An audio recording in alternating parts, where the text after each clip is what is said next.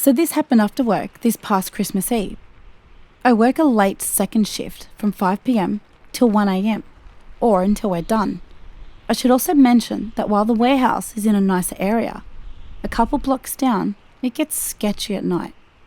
We got done around 2 a.m. and me and one of my friends were the first out to the parking lot. We're standing there talking while we were warming up our cars.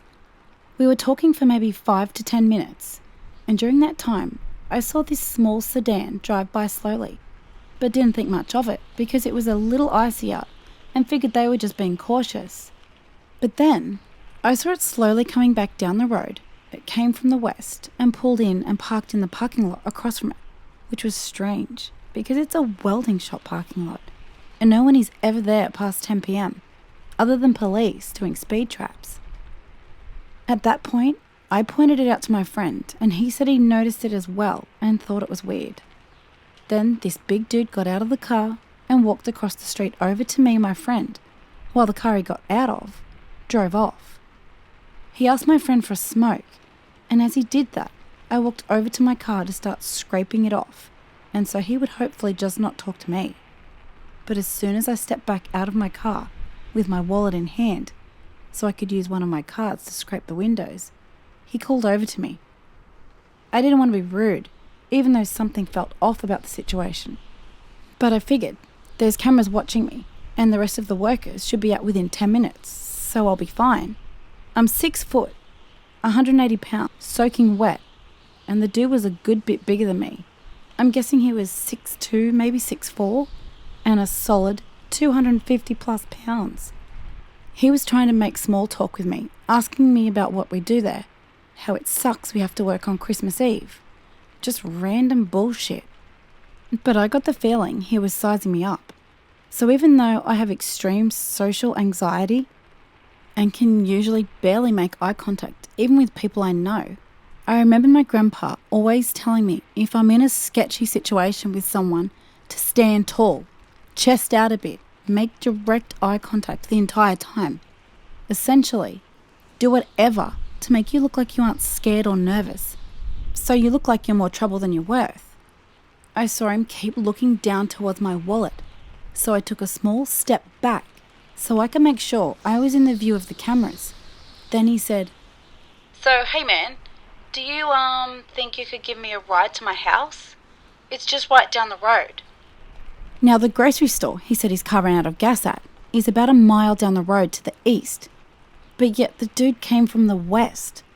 And also, if he needed a ride to his house in the west, why wouldn't he have just got one from the person who dropped him off, who came from that direction in the first place?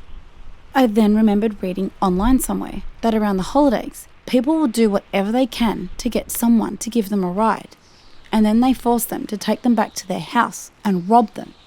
At this point, I'm like, nah, this dude is trying to rob me. So I just walk backwards towards my car, since I know I have a giant utility knife under the seat, and tell him I'm good and to please get off our company property. And he was like, "Come on man, it's Christmas Eve," while looking visibly pissed. And I said, "That sucks, dude. Get off the property." At this point, I'm in my car, and he can see me reaching under the seat. He then turns, walks away, disappears in the alley a block away. I then go over to my friend's car to tell him what happened, and he said the dude was trying to get him to give him money for smokes. And then he tried to get him to give him a ride to the ATM. 2 days later, a picture of this same guy is on the local police department's Facebook page, asking for information on him because he was wanted in relation to a string of armed robberies that happened during Christmas week.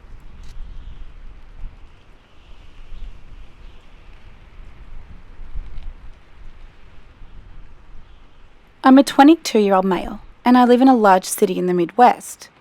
Now, I drive for Lyft while putting myself through trade school. I drive for other similar companies, but that's besides the point. I have many horror stories from those as well, but I'll tell you those another time. It was Christmas Eve 2020. I was out running Lyft for a few hours before heading to my mum's with my new baby and wife. Nothing special going on that night. Just the usual. I get a ride request. It was a pickup from this kind of lower income apartment complex. No big deal. I arrive and find my passenger. He has all of his belongings, several boxes of stuff. Now, my car is a 2006 Chevy Impala, so it's not too big. We get all his stuff loaded up, barely, and are on our way. During the ride, he's crying, saying his girlfriend was cheating on him, and he had walked in on them earlier that night. He couldn't stay there because it was her name on the lease, so I was taking him to a hotel. Now, in my city, we have a street that is well known for having vices, hookers, drugs, gangs, weapons, and shady motels. The works. We get to the motel. He asks me to wait for him to check in and get his key. No problem, man. I say. I'll confess, I break the rules a little when it comes to Lyft. I have a gun hidden in a concealed holster secured to the underside of my driver's seat for protection. Reason being, driving Lyft and other contract apps, I've had knives and guns pulled on me, as well as people have tried to fight me, rob me, and all kinds of other things. But like I said, another time. This motel was on that street I mentioned before. Homeless people were everywhere. There was a dude on the far corner of the complex who'd been engaging in some rather illegal activities and was now passed out against the building. I'm a big fan of true crime and horror narration, so I'm on edge. He gets his key. The whole motel is ground level, so to help the guy out, I drive to his door. As I mentioned before, he had a lot of stuff, so I started to help him unload his things.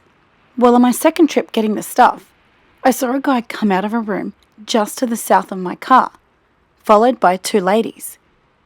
One of the ladies pounded on the door, then opened it. That's when I saw the guy raise a shotgun up out of his long coat and storm into the room.